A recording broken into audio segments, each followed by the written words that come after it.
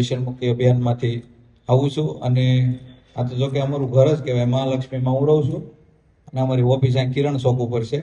સત્ય સનાતન વ્યસન મુક્તિ અભિયાન અમે એક ડાયમંડમાં કામ કરતા કરતા કોરોના સમયમાં વિચાર કર્યો કે ભાઈ આ ડુપ્લિકેટ વસ્તુ મારા હાથમાં આવી, હું પોતે વ્યસન કરતો અને પછી મને એમ થયું કે આનાથી જ બધી તકલીફ થતી હોય એવું મને લાગ્યું. એટલે મેં પોતે નિર્ણય કર્યો અને પછી એક પત્રિકા છાપીને બધી આ નાની નાની સોસાયટીમાં બધી આ સાકેત ધામન બધી હું વ્યાસતો. એટલે લોકોએ પહેલા મજાક કરી કે ભાઈ આમ ન હોય, અને એમ કરતા કરતા એનું રિઝલ્ટ આવ્યું અને લોકો ધીમે ધીમે જોડાતા ગયા. સમગ્ર ગુજરાતભરની અંદર અમે વિનામૂલ્યે પ્રવાસ કર્યો છે, અસંખ્ય લોકોને વ્યસનથી મુક્ત કર્યા.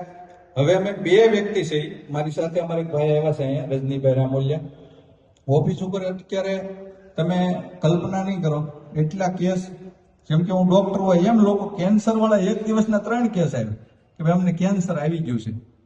તો હવે એ તો એની સારવારનો વિષય છે, પણ આપણે જે જાગ્યા ત્યાંથી સવાર, એટલે કોઈ પણ લોકોને અત્યારે તમાકુ માવા ગુટખા સેવન કરે છે એને એ સામાન્ય સમજે છે.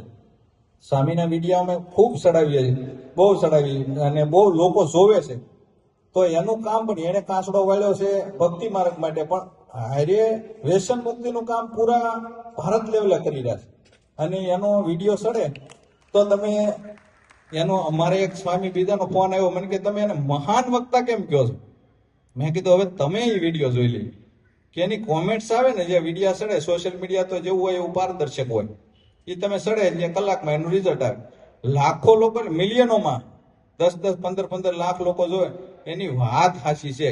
એટલે અમે એને મહાન વક્તા કહીએ છીએ. એને કોઈ ખેસમતાણી નથી. અમારું જે મિશન છે એમાં એવું જ એનું મિશન છે. એટલે અમે એ વાત લોકો સુધી પહોંચાડીએ. કોઈ લોકોમાં અવેરનેસ આવે અને એ વ્યસનથી મુક્ત થાય, તેના પરિવારમાં બાળ બચ્ચા હોય, કારણ કે કેટલી બહેનો ત્યાં આવી અને જે એની વ્યથા હોય એ ઠાલવે તો અમારી આંખમાંથી આહુડા પડી જાય. કારણ કે કમાનાર વ્યક્તિ કોઈ ન હોય, ફાળો કરે તો કોઈ આપતું નથી, સોશિયલ મીડિયામાં મૂકે તો કોઈ પાવલી દેતું નથી.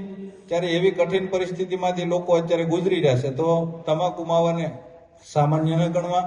સાથે જ અત્યારે જનરેશનમાં નાના છોકરાઓ, વિદ્યાર્થી હોય કે ભણતા હોય, તો એ શોપિંગ સેન્ટરોના ખૂણા ખસકામાં કરી અને ધૂમ્રપાન, ડ્રગ્સ, દારૂ અને ઇન્જેક્શનો પતલા પતલા જોવા મળે તમને. તમામ જગ્યાએ તમે જુઓ તો વ્યસનનું એટલું બધું દૂષણ. અને એક ભાઈ તો હમણાં આવ્યા હતા, એના ગામમાં 50 કેસ કેન્સરના. કેટલા?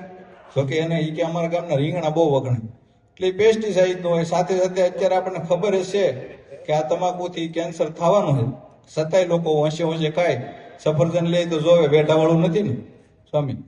અને તમાકુ પર લખ્યું છે કે આનું સેવન કરવાથી દર્દનાક મોત થશે. દર્દનાક એટલે રીબાવું, ટોબેકો એટલે તમાકુ, સેવન કરવું એટલે ખાવું. એટલે મરવાના છે એનાથી ખાઈને, છતાંય પણ લોકોને આંખ ઉગડતી નથી. તો એને ઢંઢોળવા, એને જગાડવા, એ કામ અમારું છે. તો આ મિશનની અંદર તમને કોઈને આત્મા જાગે તો તમે પણ જોડાજો, વ્યસન મુક્ત થજો અને સ્વામીની કથા સાંભળજો. કારણ કે સારું છે ને એ અવારનવાર સાંભળતું રહેવું જોઈએ. રામાયણમાં કીધું સંતનો સંગ કરવો, એની સાથે ફોટા પડાવી લેવા એ સંગ નથી, પણ એનામાં કંઈક છે એ આપણા જીવનમાં ઉતરે, આપણે ટાઢક થાય અને આપણે શાંતિથી જે ભરી દે એનું નામ સંત. એટલે આ સંત શ્રી સ્વામીને